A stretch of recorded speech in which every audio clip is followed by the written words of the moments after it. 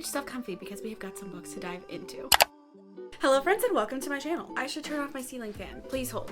Take two. Hello friends and welcome to my channel. Today we are going to be talking about all of the books that I would personally recommend for someone who is in the middle of a reading slump. I feel like this is the time of year in which I personally am most prone to reading slumps, especially with the fact that I have been reading so much romantasy lately. Ultimately, all I'm looking for when I'm in the middle of a reading slump is something that's going to feel a little bit different, whether that be from a genre switch or if it's just from a different character set. The book itself just feels different, the pacing, and I feel like a combination of all three of those is perfect. So I'm gonna have some recommendations for a combination of all three of those, but then also books that I just want to talk about just because. So let's get into it. So we're going to start off with the number one most recent book slumpy fixing book that I have personally experienced. Is going to be none other than Burn for Me by Alona Andrews. You guys, this book is just magic. Quite literally. I don't mean for that to be punny, but it kind of comes off as punny because this book is in fact about magic. So this book is super fast paced in the sense that it reads really easily. The pages definitely turn themselves. It also is a slow burn romance, which if you know me at all, you know that I am a sucker for slow burn and tension and angst and just kiss already, and it's my favorite. This book encapsulates that as a whole. There was a super secret magical serum that kind of swooped in and gave everybody powers, and then they realized, oh wait, but that's not the best idea because some people didn't end up with good powers / they ended up with side effects that weren't so great, so they just decided to pull that back from production. But these powers were still kind of genetic, so you get to follow all of these houses or all of these families that have all of these magical powers, but ultimately we are following one family that is a little down on their luck. We get to watch the quote-unquote leader of the family at this point, Nevada. She's her 26-year-old girlie who's just doing her best. The family owns a private investigation agency. Their father passed away a couple years ago, but he originally started it, and now Nevada, his daughter, is just trying to keep the business and also the family afloat. Their mom has an injury, so she's not a licensed private investigator. Nevada is, and then all of her siblings and some of her cousins also kind of participate in the running of the business and kind of in the background, given that, they're minors and can't go hunt people down like Nevada can. Anyways, so this book kind of starts off, you're getting a little bit of the family background, but it doesn't feel like there's so much to focus on. You're just kind of dropped into this family dynamic, and it's so freaking funny. There's a grandma that makes really out-of-pocket sidebar remarks, and it's just fantastic. Absolutely obsessed with the series, on top of the fact that our love interest is very big bad, very grumpy, and she just kind of handles him, and it's fantastic. I recently read book 2 in the series, and I literally cannot wait to get to book 3. It is one of those series that just is so different. It's still definitely fantasy romance. There's still romance. There's definitely fantasy. You've got some politics, but the politics feel very easy to understand. But the magic system itself is just so cool, and you never really know what you're going to get because everybody has different powers. So you just are kind of thrown into these situations, and everything's just a fun surprise. And this book, genuinely, I feel fun surprise is the best description for this book. Anyways, if you haven't read it already, this book recently republished with some new, very pretty covers. Fully triple dog dare you to read it because it is so freaking good. I was talking about this recently in a vlog, and somebody commented and said that this is a series that they just continually reread all of the time on repeat, and I feel that is going to definitely happen to me, for sure. The other good thing about the series is that it is a completed series, but then there's also a spin-off with Nevada's sisters, and sometimes when you're in the middle of a reading slump, one of the hardest things is to even just decide what you're going to read. A series like this where you can read your 3-book in a series and stop if you want to, but then also continue on if you feel like you just want more information. But also if you come back a little bit later, you're still in a reading slump, you still have something to pick up that's already in that world that you've kind of already adjusted your brain to. So for all of those reasons, I feel this is just a fantastic book. I was laughing out loud at so many freaking times, and I just feel if you're going to pick up one of these books I'm going to recommend, might I recommend that you start with this one. So speaking of not being able to pick a book, so then you just end up reading literally absolutely nothing, but being in the middle of a series that has no big restraints or constraints around you actually finishing it or reading in any particular order, might I recommend a contemporary romance series. And let me back up for a second. Might I recommend a cowboy romance? If you would have told me this time last year that I would be as obsessed with cowboy romance as I am, I would have totally called you a liar and called you absolutely crazy. Fortunately, you didn't say that. Now I don't have to call you that. So let's talk about some cowboy romance. I personally think that if you're actively in the middle of a reading slump, something that's just like no brain whatsoever and it's just like fun is honestly so ideal. And then like worst comes to worst, if you've never read a cowboy romance and you try it, you don't necessarily like it, like you're already in a slump. So that's also a benefit. Ultimately, there are I don't know how to count, 3 series in particular. And let me start off. These are all very popular series. So if you have a series that is not in this list that you have read and loved, please do recommend it to me because I'm desperate for more cowboy romance at all times. Chestnut Springs. So, this series contains one of my all-time favorite romances, like literally of ever, being Heartless. Let me just grab all of them. I was gonna hold off on grabbing all of the books just because there are so freaking many, and now I have literally every book that has ever existed on the shelf here on this table in front of me, but here we are anyways. This series right here is in fact not in the correct order. It is solidly my favorite contemporary romance series literally ever, and as we've discussed, it contains my absolute top favorite contemporary romance. It is cowboy romance, but the focus is more so on the small town side. It also more so is focused on the series and how all of these characters just come to create this found family and these friendships. What's nice about a series like this is that not only are they all contemporary romance and they do read very quickly, because each book is connected to each other, you only really have to learn from this first set of characters and everything else just kind of goes from there. You don't have to like relearn characters each time, but then also there is something very clearly to read next every time. So this series is a winner. So then you can go into her Gold Rush Ranch series, which is technically her series that she wrote before this. I would definitely start with Chestnut Springs if you've never read a cowboy romance, just because it's just like very committing to the bit. But having read Chestnut Springs and having absolutely loved Chestnut Springs, getting to jump into this series was so nice. So I'm just going to throw the series out there as well. But then the final series is going to be the Rebel Blue Ranch series by Miss Lila Sage. Apparently this is getting converted to TV and I feel like they're going to make fantastic movies. I also really loved these 2 books. I feel like this is also a really good starting place. I often compare Chestnut Springs as being more like the small town, quaint cowboy situation, and this is more of like, if you've seen Coyote Ugly, this is more like barroom cowboy romance.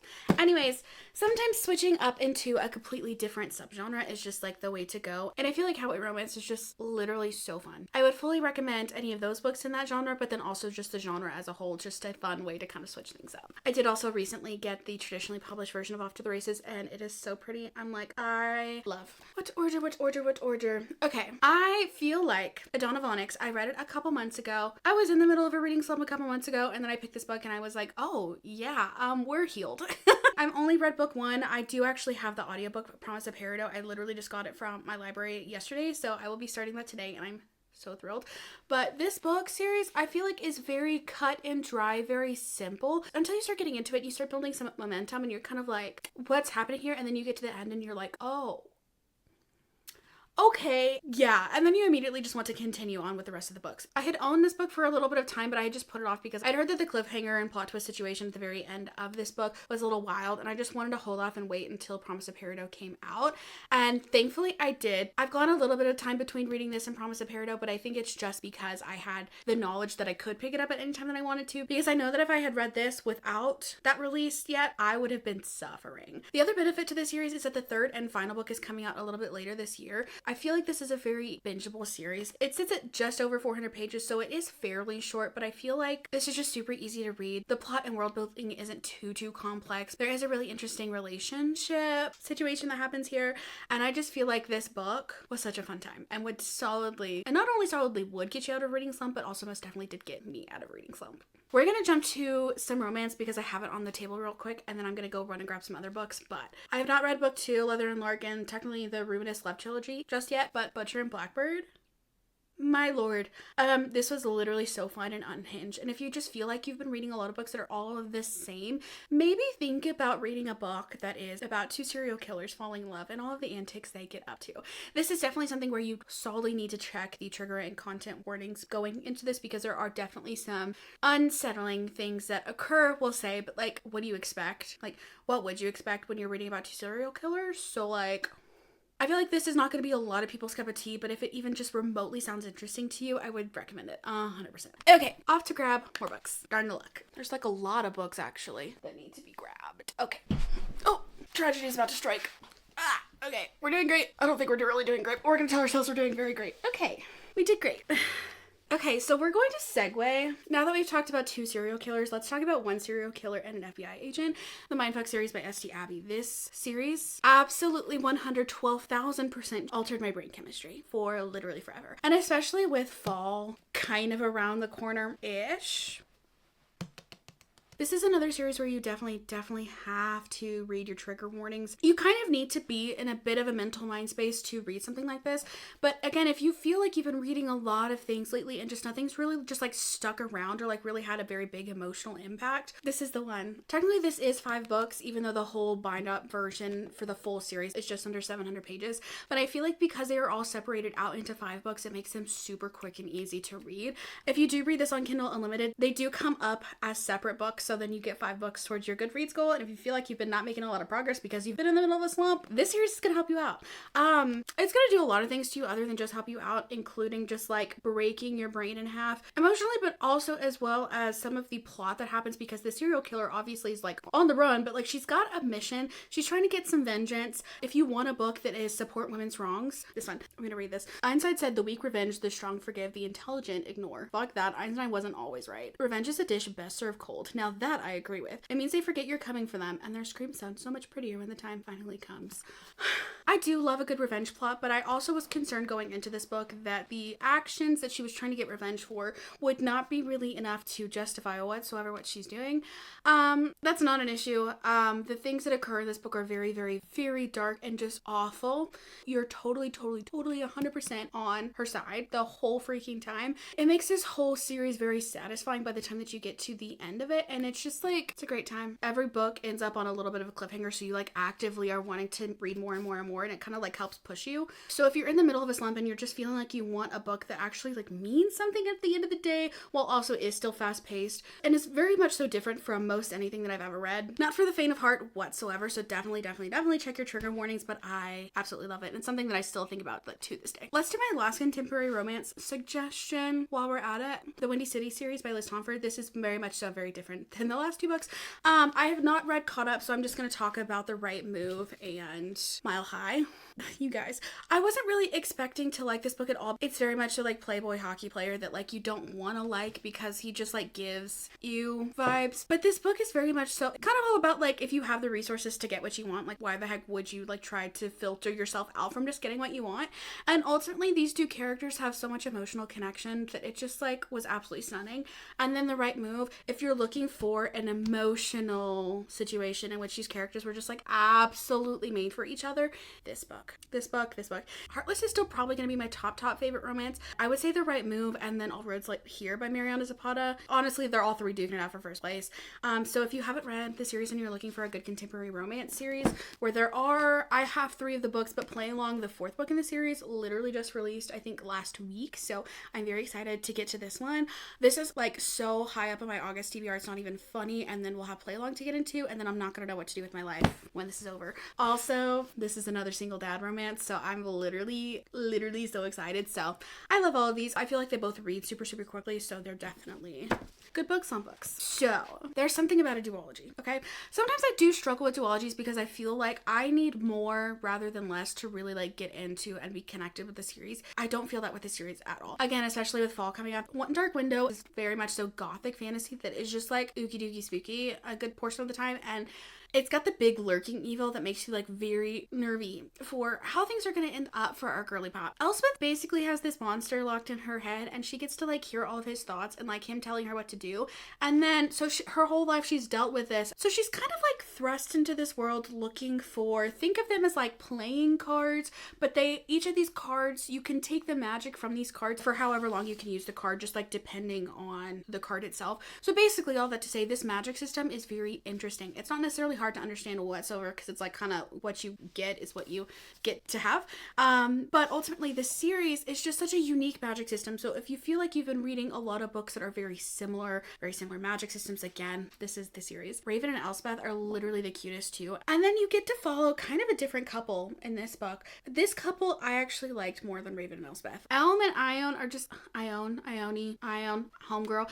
They're literally so freaking wholesome and sweet, but kind of of same with these two actually, but he's very much so protective, and the two of these characters are having to figure out some very also scary things. Ultimately, you're following the same characters, trying to figure out, like, get to the end of the duology kind of thing, but you're getting to see a second relationship also forming, so it's not just about like one couple, you get more, and I love that. I feel like more is more sometimes. With this being a duology, it's fairly simple, it's cut and dry, you only have to read 2 books and you've got the whole thing done. So overall, this is solidly a series that, like, if you're looking to check off more series on your TBR and you're just like struggling to get through some things, might I recommend the Shepherd King duology. If you could see the stack that is starting to form over here, you would be just as concerned as I. Heartless Hunter by Kristen Ciccarelli. I feel like everybody's going to recommend this in a book slump video now that this has been released and published. This book is literally so freaking good, and this is a pages turn themselves kind of book. It moves so quickly. The plot itself is interesting because you have got a witch,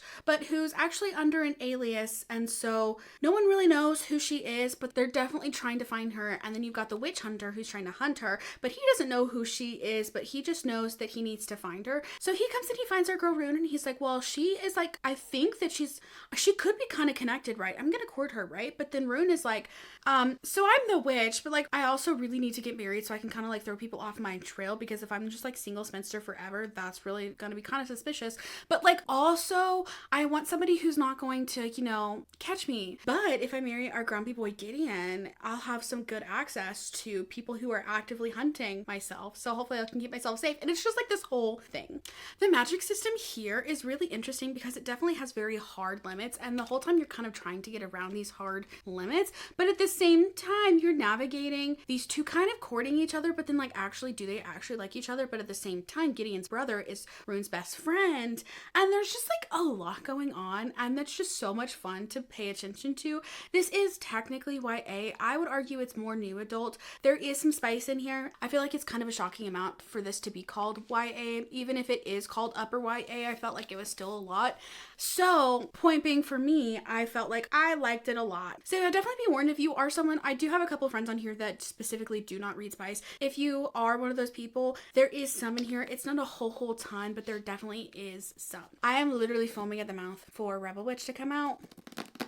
I also will fully recommend the audiobook on this one. The audiobook I thought was top tier. Top tier, really great fun time. Sometimes audiobooks, even of themselves, are really great ways to kind of switch things up and just like reset your brain a little bit. Do some other things while you're reading, you know, do some grocery shopping, go to the grocery store and listen to your audiobook. That is honestly like one of my favorite activities for sure. Also, sometimes your brain literally just cannot process words, and it's sometimes a good idea to just not force it and just fully take a break. Also, it's good to just listen to the words instead. So this is something I fully loved and recommend the audiobook on specifically. Our next one, this is something that I kind of hesitate to recommend because you have to have the correct frame of mind to come into this.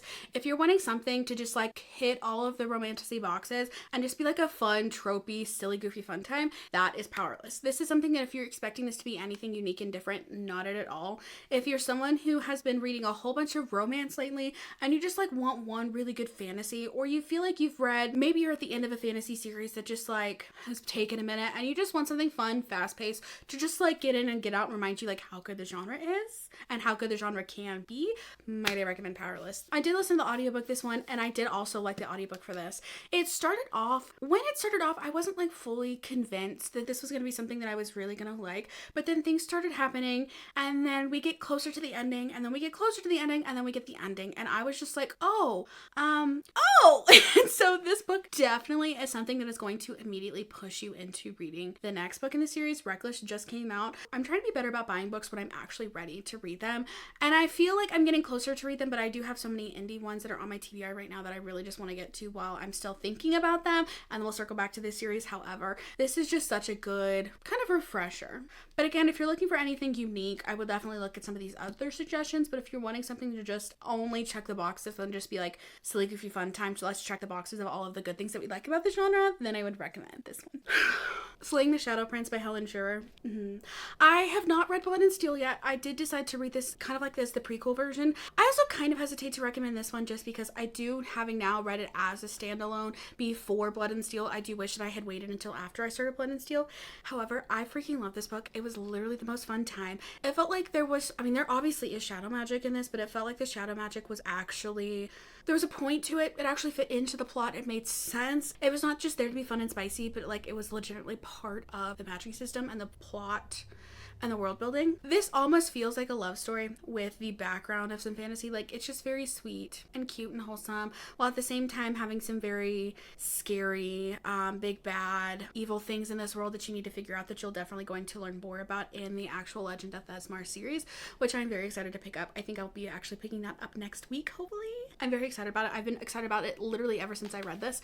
So if you're looking for something fast paced, but like also meaningful, but like also just like a good book, I would definitely recommend this book. And then it also kind of gives you a little bit of a head start if you want to go into Legends of Thesmar then, because you feel like you already have been introduced to the world, and it kind of gives you a jumping point into the next portion of the series. But I did read this literally in one sitting, so love. Okay, we're starting a second pile. We're gonna finally use our brain. Okay, yeah. If I would have done this video and not have included Serpent and the Wings of Night, I also would have been surprised, and I also would have been completely wrong. This book, I picked it up kind of on a whim on a random Friday night because I had literally nothing else to do, which, you know, what's new. But this book, I picked it up. I was not really expecting anything out of it. I'd seen it a couple places online. It was back in January before Ashes and the Star-Cursed King, like book 2 had ever come out. So people were kind of starting to talk about this, but not a lot. And so I was like, well, you know, whatever. I picked it up. I stayed up until 3 a.m. to finish it. It was fantastic. It is so fast-paced, fun, magical, just absolutely wonderful. Literally everything that I've ever wanted in a fantasy romance. It's got vampires. It's got some plot that's interesting. It's got our underdog female main character and a male main character that just like wants to be her teammate. Yeah. If you do pick up Serpent and the Wings of Night, first of all, you have to.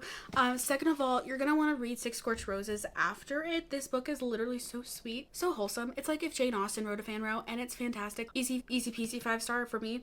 I feel like Ashes is a little bit longer, a little chunkier, so it's definitely not something that I would get into while in the middle of a reading slump. And I also feel like this book kind of put me into a reading slump, but I did end up giving it 4 stars still. Like, I did like it, but these 2 books in particular, absolutely stunning.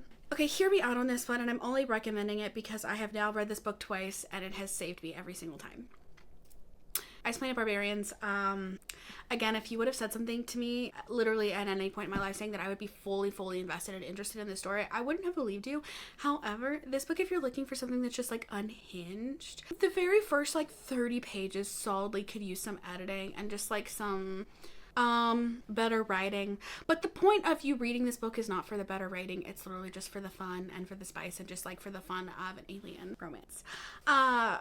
What makes this book so good, the plot of the whole series kind of hits at different points in the series. So each book you're getting to follow a different couple in this world, but then as you're going, you're getting that plot a little bit still. You're not reading it for the plot whatsoever, but you do get a little bit of a sidebar of that, which makes it feel like you're not just reading smut for smut's sake. However, what makes particularly book 1 in this series so freaking good, you got a girl who crash lands on this world and she's like, what the heck do I do? She ventures out, she finds this alien. This alien's like, oh, that's my mate. And so he does literally nothing but just like protect her, care for her, and cater to her every whim. So basically how real men should be.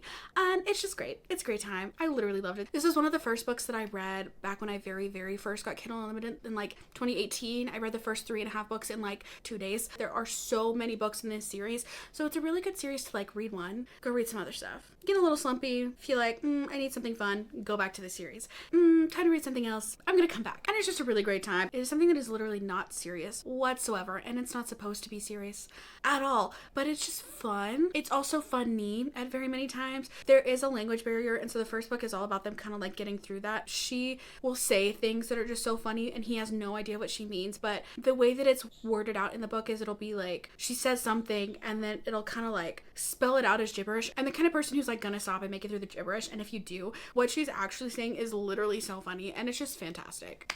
Genuinely, it's just such a fun time. It's something that's just so quick, fast-paced. It is not serious whatsoever. It requires a literal 0 brain power, and it's just a fun time. So whether you just decide to binge read the whole series or you have it in place and ready to come back to when you need something just a little bit in between here in these books, it's fantastic. Okay, so hear me out on this one. I'm not saying Twilight specifically, I'm saying the book that you have read on repeat 27 million times, because I know that you have one, and if you don't, we need to find you one. Might I recommend picking up a childhood favorite, because that definitely happened To me, I've read this book like 14 times. Point being, if you feel like you're in a reading slump, nothing's hitting, here's what you're gonna want to do, okay? You're gonna want to find a used copy, preferably a thrift store one, something that you bought for super, super cheap that you don't feel guilty about writing stupid stuff in it, okay? Then you're gonna reread it. Not only are you gonna reread it, you're gonna tab it, and you're gonna write every single dumb thing that you ever thought about anything ever. And when I say that, I mean, I literally wrote, poor Eddie boy, poor BB, let the stunning begin. Like, literally just unhinged, stupid stuff. I wrote entire paragraphs complaining about particular characters, basically, and it was literally just the most fun that I've ever had. And while that didn't get me out of a slump whatsoever, it was the absolute best time to do something like this, because I'd always wanted to go do something like this, but I feel like I go through phases when I want to read literally everything or I want to read nothing, and in the times when I want to read everything, I need to just read everything and just like take advantage of that, instead of like spending a whole bunch of time annotating something that I've read like 14 times. Take advantage of those times is all I'm saying. This book definitely has its problems, for sure. Am I saying that this book is a work of art? No. Am I saying that this book is good? Still absolutely no. Am I saying that my experience with it is so fun? Yes. Am I saying that the experience is what we're looking for here? Absolutely. Getting to pop in and like compare movie scenes versus this, like, it's just legitimately the most fun reading experience I have ever had. Every time I look at this book, it makes me so happy, and then it just makes me feel like, wow, I like reading, and then it just makes me like want to go on the hunt for my next favorite.